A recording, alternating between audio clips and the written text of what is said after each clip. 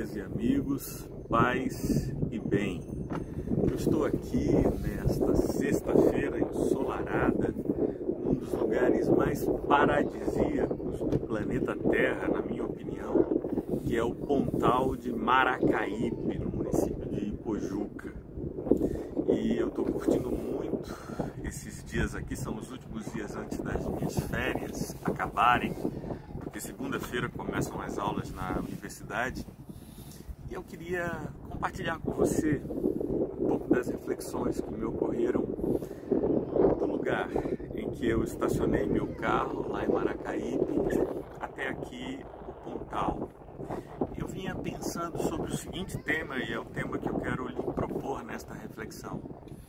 Quais são os desafios para a evangelização nos nossos dias? Quais são os desafios? Para responder a esta pergunta, eu lhes proponho uma reflexão que eu espero que não seja muito longa e obviamente não é exaustiva, não é completa, ela é lacônica, eu farei saltos históricos imensos, mas me ocorreu que do início da história bíblica, quando nós temos as primeiras narrativas bíblicas, que poderíamos datar aproximadamente ali de 1500 anos antes de Cristo, a 2000 anos antes de Cristo, até os nossos dias, nós passamos por 8 diferentes fases, e essas diferentes fases, tanto da história de Israel como da história da igreja, são relevantes porque estabelecem distinções no que diz respeito à estratégia da evangelização nessas diferentes fases. Eu queria, depois de contar para vocês essas 8 fases da história judaico-cristã, lhes falar quais são os desafios para a evangelização na contemporaneidade. Bora juntos? Você topa fazer comigo essa viagem? Então vamos começar. Quando nós temos os primeiros textos bíblicos, o texto do Pentateuco, nós temos o que a gente poderia chamar da primeira fase, e eu vou meio que arbitrariamente denominar essa fase de a fase do Deus Elohim, palavra hebraica que pode ser traduzida por Deus ou por deuses. É a fase do Deus tribal. O Deus tribal é o Deus de Abraão, de Isaac e de Jacó. Então, essa família que através de José entra no Egito com aproximadamente 70 pessoas e sai do Egito como uma grande nação, como um povo numeroso, mas ainda desestruturado. E aí o Pentateuco é exatamente a tentativa de dar lei, de dar Torá, palavra hebraica que significa lei, a esse povo e torná-lo num processo de uma tribo com identidade. Então, nós teremos essa primeira fase, que é a fase da tribo, é a fase de um Deus que vai ganhando a identidade desses personagens que são os patriarcas, Abraão, Isaac e Jacó. Quem é Deus? Deus é aquele cara que tirou Abraão de Ur dos Caldeus, o conduziu como nômade num tempo sem terra, com sua família e a sua riqueza eram errantes, habitaram em tendas. Isso continua até que acontece o declínio dos juízes com Samuel. Samuel é o último dos juízes que ungirá Saul, rei de Israel, e ungirá Davi como sucessor de Saul. Então, quando a gente passa daquele momento dos juízes, e a gente poderia imaginar Moisés e Josué como juízes de Israel, e Samuel como último dos juízes, a gente passa para um Israel em que já pleiteia uma territorialidade, já tem uma terra que é conquistada tomando de outros povos aquele espaço.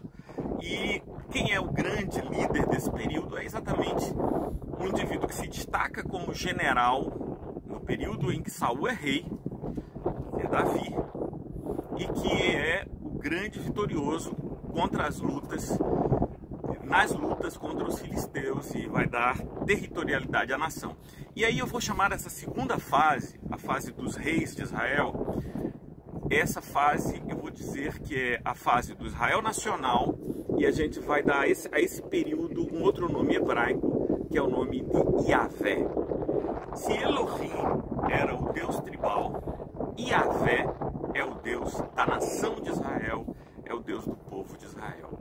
Veja, nesses períodos a gente não tem uma preocupação nem evangelística, nem proselitista, porque é um tempo em que ou se quer afirmar a identidade da tribo, ou o Deus da nação é um Deus em oposição aos deuses das outras nações. Isso vai nos ajudar muito a compreender os livros de Crônicas e os livros dos Reis, porque nestes livros Deus é apresentado como Deus dos deuses, Rei dos reis, Senhor dos senhores, ou seja, é sempre um Deus em oposição. Então não faz muito sentido pensar em evangelização ou proselitismo. Claro, evangelização é um conceito já neotestamentário, mas proselitismo não faria muito sentido, porque o que se quer é subjugar outros povos, e se os povos são subjugados, eles são tornados escravos e a divindade é imposta, porque essa nação submetida ao domínio de Israel vai ter a divindade de Israel como uma figura da imposição. Mas a terceira fase é a fase da nação subjugada. Na história de Israel, Israel foi se tornando submissa, né? Foi sendo vencida em diferentes guerras, e a gente vai ter aquele período muito significativo do cativeiro babilônico, que praticamente define o que é Israel nas páginas do Novo Testamento, mas, sobretudo, quando a gente chega no Novo Testamento, encontra a nação de Israel submetida ao domínio romano, Então a gente vai ter, nesse momento, uma ideia de uma nação que anseia novamente por libertação. Se Moisés trouxe a libertação do cativeiro egípcio, há agora, caminhando entre todos que vivenciam aquela espiritualidade, a volta de Moisés, um segundo libertador. Se é Moshe, palavra que é traduzida por Moisés, e a gente tem toda uma polêmica sobre ela, se ela significa ou não tirado das águas, mas deixa para lá. Mas agora a gente precisa de um Mishá, de um Messias. A palavra Messias é, portanto, a palavra que eu escolho para identificar essa terceira fase. A fase em que Jesus se manifesta, começa e realiza o seu ministério, é uma fase em que o propósito de Jesus é se apresentar, ou pelo menos os textos dos evangelhos nos apresentam ele como o Messias, como a resposta à esperança de uma nação subjugada. Ele é, palavra grega, Christos, Yeshua Christos, ou seja, ele é Jesus Christos, para utilizar as duas palavras em grego, né? Porque Yehoshua é a palavra em hebraico, a gente precisaria dizer Yehoshua Hamashia, Jesus o Messias, ou então dizer Jesus Christos, Jesus o Cristo, o Messias. Esse período então, é um período em que, onde a fé judaica, a fé de Israel havia se espalhado, ali chega-se a mensagem de que, de fato, o Messias já veio, e esse Messias é um galileu, nascido em Belém da Judéia, que é chamado de Jesus de Nazaré. Então, Jesus de Nazaré é o Messias, essa é a mensagem que vai sendo espalhada, mas perceba que essa mensagem, primeira mensagem evangélica, a palavra evangelion, quer dizer boa nova, boa notícia, essa mensagem é uma mensagem que é para o povo de Israel. É o povo de Israel que é a nação subjugada, e é o povo de Israel que anseia por um Messias. Então a libertação é uma libertação nacional, é uma libertação, é uma emancipação que realiza as promessas do Antigo Testamento para o povo de Israel. E a gente vai encontrar no Evangelho de Mateus várias referências a isso, dizendo: isso aconteceu para que se cumprisse o que fora dito pelo profeta. Então, é uma promessa para a nação de Israel que se realiza em Jesus de Nazaré para esse povo subjugado. E aí a gente vai para a quarta fase. A quarta fase é uma fase em Paulo. Paulo foi discípulo de Jesus, mas não diretamente. O livro de Atos dos Apóstolos nos diz que a experiência da conversão de Paulo na estrada de Damasco se dá após a morte e ressurreição de Cristo. O próprio Paulo se identifica como um ser nascido fora do tempo, né? Fora de tempo. Muito bem, para Paulo é diferente. Para Paulo, Jesus não é simplesmente o Messias, o Messias. Para Paulo, Jesus é o Christos. E essa passagem da palavra hebraica para a palavra grega não é acidental. A gente tinha 3 palavras em hebraico. A primeira palavra foi Elohim, o Deus tribal. A segunda palavra é Yahvé, o Deus da nação de Israel. A terceira palavra foi Mishá, o Messias. Agora a terceira palavra é Cristo. Ora, o que Paulo pensa? Paulo pensa que Jesus não é apenas a resposta para as expectativas do povo de Israel. Jesus é a resposta que deve ser levada a todos os indivíduos, começando pela nação de Israel. Paulo é um judeu, mas ele quer levar essa mensagem para todo o Império Romano. Ele quer alcançar o Império Romano, porque ele, além de ser judeu da tribo de Benjamim, Paulo é também cidadão romano e ele está vivendo o período da Pax Romana, ele tem trânsito e ele quer levar essa mensagem. E a gente vai ler em Atos dos Apóstolos, Paulo fazendo as famosas viagens missionárias, levando aquela mensagem para toda parte. Então a gente tem agora um indivíduo que tem um compromisso com a figura de Jesus, que chega até ele através do testemunho apostólico, através dos textos que vão sendo construídos e com os quais ele tem contato, mas ele trabalha muito a partir de uma revelação pessoal, de uma composição pessoal. E o trabalho de Paulo é uma síntese entre a tradição judaica, que ele conhece muito bem, educado aos pés de Gamaliel, fariseu de formação, não é? Educado aos pés de Gamaliel, e toda a lei romana que ele conhece também, porque é cidadão romano, e a filosofia grega que ele também domina, porque era a filosofia que prevalecia. A gente vai encontrar Paulo em Atos dos Apóstolos discutindo com os filósofos epicureus e estoicos no Areópago. Então Paulo transava esse lance de discurso retórico, de discurso filosófico e tal. Então Paulo tem esse compromisso e essa é esse primeiro esforço de evangelização. Na verdade, você tem um esforço de evangelização no período do Mishá, que é anunciar para toda parte onde há o povo de Israel que o Messias veio. Então a nação subjugada tem esperança, mas agora é uma mensagem que quer cativar os gentios, não para torná-los judeus, como é o primeiro esforço dos apóstolos, né?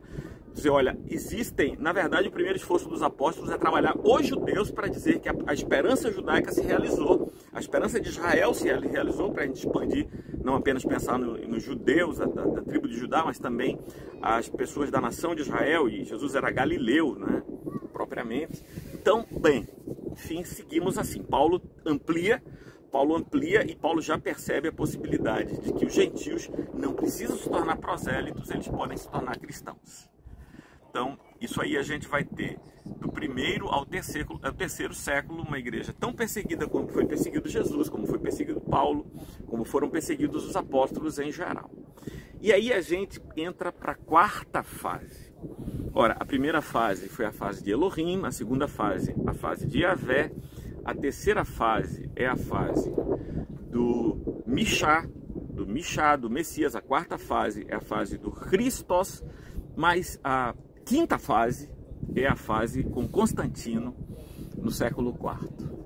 Constantino tem um desafio enorme. Primeiro que ele unifica o Império Romano já fragmentado, e ele tem a esperança de criar um Império Romano que volte às glórias que ele teve no século II a.C., século I a.C., porque quando Constantino assume já havia um desbaratamento, a República Romana já era uma coisa que tinha ficado no passado, os grandes impérios também haviam colapsado, e Constantino vê na igreja uma possibilidade de criar sedimentação. Os esforços anteriores de destruir o cristianismo não haviam produzido efeito, pelo contrário, o cristianismo cada vez que batia crescia mais. Há uma frase, né, que é: o sangue dos mártires é a semente do reino.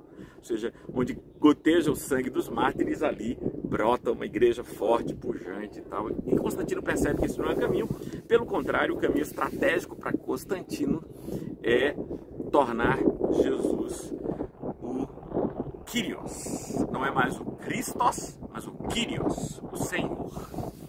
E aí Constantino vai influenciar o Concílio de Nicéia, em 325, onde uma doutrina fundamental acerca da segunda pessoa da Trindade é definida.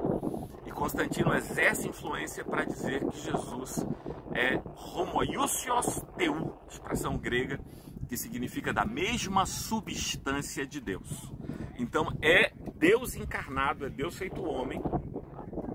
E se Deus se fez homem em Cristo, é preciso que reconheçamos que esse Deus encarnado em Jesus deixou sobre a terra seus representantes. E o representante mor de Jesus, de Cristo encarnado, é o César. É exatamente Constantino, que é não apenas o César cristão, mas o César que protegerá a igreja. Então, Constantino imagina uma igreja que é o cimento que compacta, que mantém junto as pedras do império, e vai investir fortalecendo a figura dos bispos locais. A igreja se expande muito. Então nós temos essa fase, que aqui eu vou dar a ideia de que Jesus nesse período é o Kaiser, é o César, o grande César. Então a gente teve Deus como Elohim, o Deus tribal, Deus como Yahvé, o Deus da nação de Israel, Deus manifesto através do seu Messias, do seu ungido, o Mishá, depois o Christos de Paulo, que vai a todos os lugares onde a Pax Romana abriu caminhos, e ele vai levar para que também os gentios se agreguem agora, de fato, pela evangelização, a boa nova é que Deus ama a todos os seres humanos, e por isso nós temos o convite para aderir a essa fé. Mas aí a gente tem o colapso do Império Romano, mas não o colapso da igreja. O Império Romano vai se fragmentar por causa das invasões bárbaras, né? Depois também das lutas contra as forças islâmicas que invadem a Europa. O Império Romano vai se fragmentar, vai se destruindo, e a gente vai adentrar a um período novo da história chamado de feudalismo, porque as cortes antilitorâneas vão se interiorizando para se proteger das invasões, tanto das tribos germânicas, tanto quanto dos povos vindos com a bandeira de Alá, né, do islamismo, e para isso eles têm que se interiorizar, porque tanto as tribos germânicas quanto os guerreiros de Alá vêm por embarcações, chegam pelos rios, mas sobretudo pelo mar. Então eles se interiorizam, vão chegar perto de rios que são menos facilmente navegáveis e tal, locais estratégicos, vai gerar o feudalismo. E o Deus do feudalismo e também o Deus que vai cobrir a figura do nascimento dos estados nacionais a partir do século XIII, né? Século XII, século XIII vão se formando. Primeiro é Portugal, depois os outros estados nacionais vão se fortalecendo, vão surgindo. A formação dos estados nacionais é um lance que começa no século XII e se estende até o século XIX. A gente tem nações que só se estruturam no século XIX, como é o caso da Alemanha, que é unificada por Bismarck. Então, mas o que é que acontece nesse período? A gente está no período do feudalismo e do início dos períodos nacionais. Ser europeu é ser cristão. E a tarefa de um rei europeu é proteger a igreja.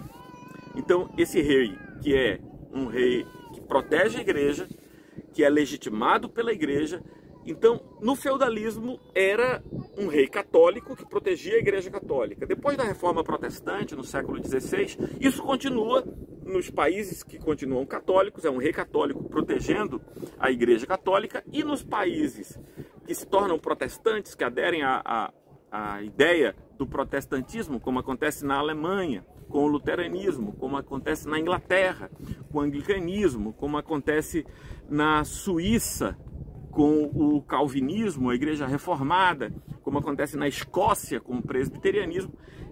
A ideia é de que você tem também um Deus nacional e uma religião nacional. É uma religião nacional. A religião é da nação. Por isso, tantas guerras na França, guerras civis que aconteceram na França, para definir se seria uma nação católica ou uma nação protestante. Mesmos fenômenos que se deram na Inglaterra e as lutas entre a Inglaterra e a França. Então, há um período de grande conturbação, de guerras civis, para definir, porque não há dúvida de que a religião da nação é a religião do rei. E a religião do rei deve ser a religião da nação. Essas coisas estão imbricadas. Então a gente também não tem aqui um esforço evangelístico. Não faz sentido falar de evangelização aqui, porque onde chega a nação, chega também a sua religião. Veja, as grandes navegações estão nesse período, porque as grandes navegações que começam no século XV e se realizam principalmente no século XVI, não tem um esforço propriamente evangelístico. É que quando o Império Português, quando o Império Espanhol chega nas Américas, chega também os jesuítas, chegam também a igreja, chega também a Igreja Católica, porque é natural que um lugar que pertença à bandeira do Império pertença ao Deus do Império. Então a evangelização aí é principalmente uma estratégia de subordinação dos vassalos, dos escravos, dos seres a esse ideal que é o ideal da fé. É preciso anunciar quem é Deus. Deus é esse que se revela em Jesus de Nazaré, e é preciso que todos se subordinem a essa fé, porque afinal de contas essa é a verdadeira fé, é a fé do rei, é a fé do império, e é essa fé que deve ser ensinada a todas as pessoas. Meus amigos, isso vai entrar numa crise profunda, e aí a gente está chegando perto de nós, exatamente após as revoluções burguesas. As revoluções burguesas aconteceram principalmente na Europa do século XVIII. Eu estou pensando na independência americana de 1776, que levou à Constituição Americana de 1787, e eu estou pensando na Revolução Francesa de 1789, que levou à Constituição Francesa de 1791. E o que é que há de especial nisso? É que as revoluções burguesas carregam consigo uma filosofia burguesa. E o que é que essa filosofia burguesa prega, ensina? A existência do sujeito, a existência do indivíduo, a existência de uma pessoa, Faltou lhes contar qual era a palavra que vai caracterizar o período do feudalismo e do início dos Estados Nacionais, porque eu estou sempre dando uma palavra que sirva de síntese para esse período. O Deus tribal é Elohim, o Deus da nação de Israel é Yehová, né? Yavé, há várias pronúncias para esse nome, é Yavé, a gente vai usar Yavé. Depois o Deus da nação subjugada é o Mishá, o Messias. Depois o Deus que se manifesta no período paulino, né, de expansão do cristianismo, é o Christos. Depois em Constantino é o Kaiser, o César, que é o Senhor de todos os senhores. A palavra Kaiser, César, vem de Kyrios, palavra grega que significa Senhor. Então nós temos ainda um predomínio da filosofia grega, vamos colocar essa palavra Kyrios para simbolizar Senhor. E depois que o Império Romano se fragmenta, mas a cultura romana está presente e a tarefa dos reis romanos é proteger a igreja e levá-la para todos os lugares onde a bandeira da nação chegar, é Dominos. A palavra Dominos, que significa Senhor em latim. Saímos do hebraico para o grego, do grego para o latim. E qual será a palavra para esse período agora da modernidade, onde se inventa a subjetividade, onde se inventa o sujeito? Eu vou arbitrariamente criar essa expressão Dominus mecum, Deus comigo. Dominus mecum, Deus que vem comigo, Deus que carrega comigo. Porque aí para mim o mecum, aquele que vem comigo, é fundamental, porque já existe um sujeito, já existe um indivíduo. Esse período do Dominus mecum, do Senhor comigo, é um período fundamental, porque aí sim a necessidade de evangelização se torna premente. É preciso evangelizar porque existe um indivíduo, a espiritualidade não é mais nacional, a espiritualidade já não pode ser imposta aos indivíduos. A liberdade de que fala a fundação dos Estados Unidos da América é a liberdade religiosa também, além de ser a liberdade para negociar. Então, é preciso que os indivíduos se convertam. E é aí que, a partir do século XVIII, mas sobretudo no século XIX, o século XIX é o século que inventa a evangelização moderna. Que coisa interessante. Porque é somente com o surgimento da subjetividade individual que pregar para um indivíduo faz sentido. E qual é essa pregação? Essa pregação é fundamentalmente a pregação que o convence a deixar a idolatria pagã para se tornar um cristão católico. Ou, preste atenção, deixar a fé católica para se tornar um cristão protestante. Então, é no século XIX que o esforço missionário acontece para que pessoas vindas da Europa, mas sobretudo dos Estados Unidos, cheguem ao Brasil para nos contar que nós deveríamos abandonar o catolicismo para nos tornarmos protestantes. As nações mais desenvolvidas do mundo são protestantes. A Inglaterra é protestante, os Estados Unidos são protestantes, então nós deveríamos ser protestantes também. E aqui a estratégia para a evangelização é dupla. Primeiro se distribui o livro, para dizer que isso aqui é a palavra de Deus. É a palavra de Deus. Essa palavra de Deus é contrária ao que ensina o catolicismo. O catolicismo depende da tradição, da autoridade do Papa, da autoridade dos bispos. E a maior autoridade sobre todas as autoridades é a autoridade de Jesus. Essa aqui é a palavra de Deus. Jesus é ensinado através dessa palavra. Leia e se converta. Agora, ao lado deste livro que contém Deus, esse livro que contém Deus, que é a palavra de Deus, é o Logos Teu, Logos Teu, Logos deixa de ser o cara que nasceu em Belém, né? A encarnação do cara, e passa a ser o livro, que isso para mim já merecia uma reflexão, só isso, né? Fiquem tranquilos, porque a maré ainda está subindo, veja. A maré ainda está subindo, eu estou esperando que a maré fique melhor para eu poder desfrutar do Pontal de Maracaípe. Então não imaginem que eu estou perdendo tempo aqui com vocês, eu também estou sozinho aqui, então não estou desprezando a companhia de outras pessoas para lhes falar esse tempo todo. Mas então agora, Deus está no livro, mas ao lado do livro tem um segundo elemento da estratégia, que é o púlpito.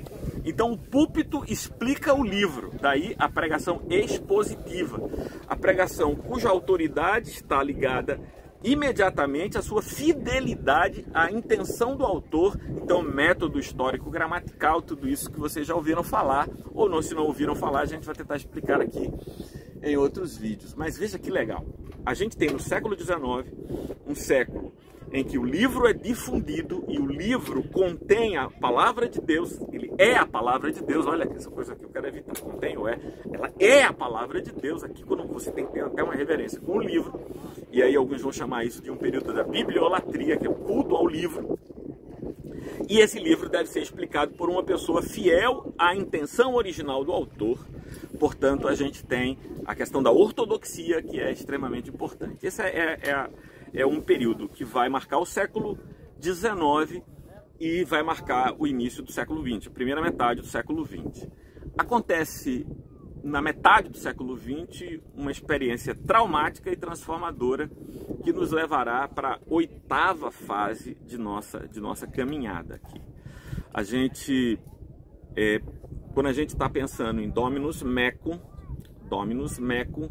que é da modernidade, então o protestantismo vai falar do Dominus Mecum, converta-se e faça com que o Deus seja seu Deus, a gente vai pela Segunda Guerra Mundial, as 2 bombas atômicas na cidade de Hiroshima e Nagasaki. A Segunda Guerra Mundial termina em 1945, ela começou em 1939. Termina em 1945, e quem sai da Segunda Guerra Mundial é a Europa destruída, mas sobretudo a cosmovisão está destruída, ela precisa ser refundada. Por 3 razões: a cosmovisão, a sensação de quem eu sou, a epistemologia, a antropologia, a questão existencial precisa ser refundada. Porque se no final do século XVIII a gente aprendeu os valores da burguesia, se ao longo do século XIX a esperança socialista surgiu, e em oposição a essa esperança socialista vem a doutrina liberal, né, dos filósofos, dos pensadores liberais, tudo isso pautando a nossa reflexão e a nossa vida. Você é liberal ou é socialista? Você acredita na utopia do livre mercado ou na utopia da revolução do proletariado? Essas são perguntas que estão postas aí na segunda metade do século XIX e na primeira metade do século XX. Mas a Segunda Guerra Mundial estraçalha tudo isso, e junto com os estilhaços, junto com as ruínas de Londres, junto com toda a destruição da Segunda Guerra Mundial, também uma compreensão, e aí é que vai emergir o pensamento de Jean-Paul Sartre, o existencialismo de Sartre. É aí que também a gente vai ver se difundir o pensamento de Martin Heidegger. A gente vai ter um período de grande ascensão da perspectiva freudiana, e é uma palavra de Freud que vai caracterizar essa 8ª fase, que é a palavra desamparo. Ora, agora nós não temos uma certeza que pode ser alcançada lendo o livro ou pela exposição lógico-racional do livro, porque a vida ela não se resolve pela razão. A vida ela precisa da experiência. A experiência de Deus. Eu quero ter uma experiência com Deus. Essa ideia da experiência com Deus, que parece tão comum para você, ela não existia no século XIX. Ela nasce com a ascensão do existencialismo. É preciso ter uma experiência com Deus. Experiência, obviamente, pessoal, não é mais uma experiência comunitária ou nacional, é uma experiência pessoal. E aí, as igrejas históricas protestantes vão perder um espaço enorme, inclusive o catolicismo, para o pentecostalismo. Porque o pentecostalismo faz 3 movimentos, meu Deus, que fantástico perceber isso, e você vai compreender agora por que o pentecostalismo é um sucesso evangelístico. Porque atende à necessidade do homem do pós-guerra. E quais são essas necessidades? Em primeiro lugar, Deus é liberto do livro e do púlpito. E ele desce o tablado do altar e se manifesta na vida de qualquer senhora que fica possuída pelo Espírito Santo, tomada pelo Espírito Santo, é cheia do Espírito Santo e fala em nome de Deus. Deus fala comigo através daquela senhora. Meu amigo, que coisa, que transformação extraordinária, fantástica. Deus falar comigo através daquela senhora.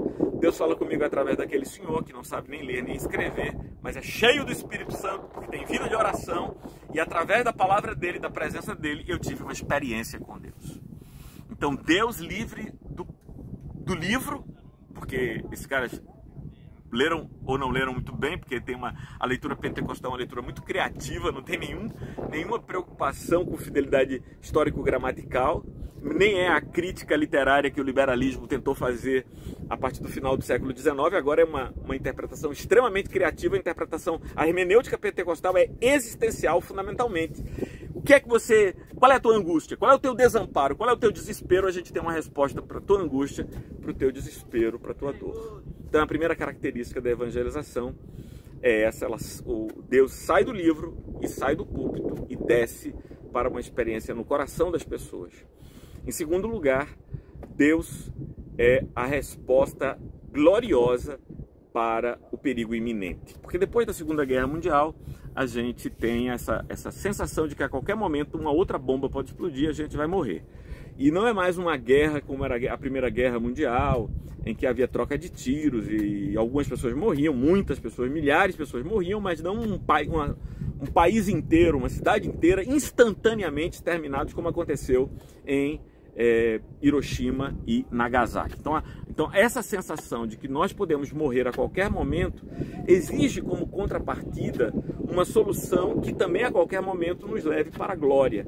E essa solução é o arrebatamento da igreja, é a doutrina pré-milenista, é a doutrina de que Jesus está voltando e essa volta pode acontecer a qualquer momento e a igreja será arrebatada, tomada então imediatamente e repentinamente. Então cria-se a expectativa de uma solução imediata, isso gera um certo desapego às coisas materiais, o indivíduo está voltado para dentro de si, o indivíduo está voltado para a sua experiência espiritual. Então esse ser, que é o ser da contemporaneidade, o ser do desamparo, esse ser, ele quer uma experiência com Deus, Deus sai do livro, sai do púlpito, ele quer algo que lhe dê uma esperança de uma solução imediata e gloriosa, e em terceiro e último lugar, o pentecostalismo oferece uma identidade comunitária.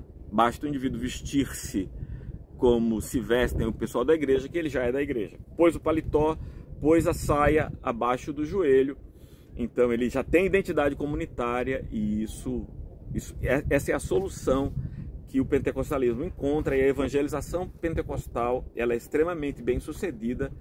E aí tem um problema enorme, né? Porque as igrejas que vão ficando para trás, cada vez mais para trás, o catolicismo e o protestantismo histórico vai ficando para trás, porque no protestantismo histórico Deus ainda está confinado ao livro e ao púlpito.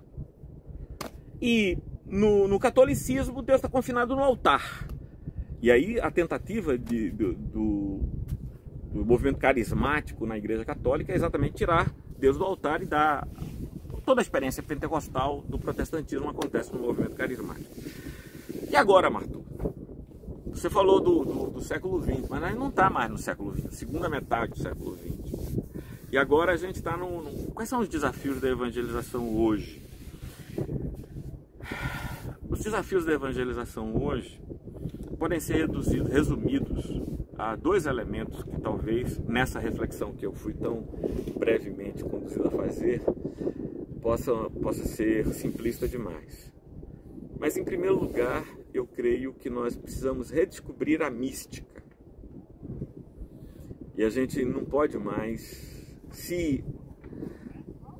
nós estamos livres do livro e livres do púlpito, nós deveríamos trazer a espiritualidade para a dimensão da experimentação de Deus, que é uma experimentação presente, minoritariamente, na Idade Média e em algumas figuras da modernidade, mas eu acho que é dizer que Deus não cabe em dogmas, mas Deus pode ser experimentado pela contemplação mística. Eu acho que esse é um caminho para o desafio desse homem em desamparo, esse homem que Freud explicou que é o ser em desamparo. E, em segundo lugar, eu creio que passa por uma ativa ação comunitária. Ativação comunitária. Eu creio que hoje a gente precisa dar às pessoas uma identidade relacional, porque a família está fragmentada e eu acho que as igrejas que têm crescido no mundo são igrejas que dão identidade às pessoas. E essa identidade é relacional e ela é uma identidade comunitária. Você se sente do movimento do cursilho, do movimento do EJC, e tem toda uma administração envolvida ali, tem toda, e você sabe a demandas suas, e as pessoas têm uma experiência de transformação de suas vidas, e a transformação não é sair da idolatria, do paganismo ou do catolicismo para o protestantismo, é para uma vida onde o amor seja real e ele seja experimentado comunitariamente, coletivamente, e onde Deus, para além dos dogmas, é experienciado pela contemplação mística. Isso exige um desafio enorme dos líderes de investirem muito em relações comunitárias, e eu creio que o desafio está aí, posto para mim e para você. Agora, a maré já subiu mais um pouco, vai dar para eu deixar vocês aqui em paz. Esse vídeo que eu pretendia que fosse apenas de 10 ou 15 minutos, já tem 40 minutos e pouco, mas foi um prazer conversar com você. E é claro que tem muitas lacunas nessa reflexão, isso não foi uma coisa sentada, eu caminhei 5, 7 minutos e tentei esboçar isso para tentar responder a você. Mas eu vou continuar pensando sobre isso. Faz aqui teus comentários, diz o que é que mais a gente pode pensar e crescer para que a gente dê às pessoas do nosso tempo uma resposta ao desamparo que tem a ver com a experiência do caminho de Jesus de Nazaré, que disse: eu e o Pai somos um só.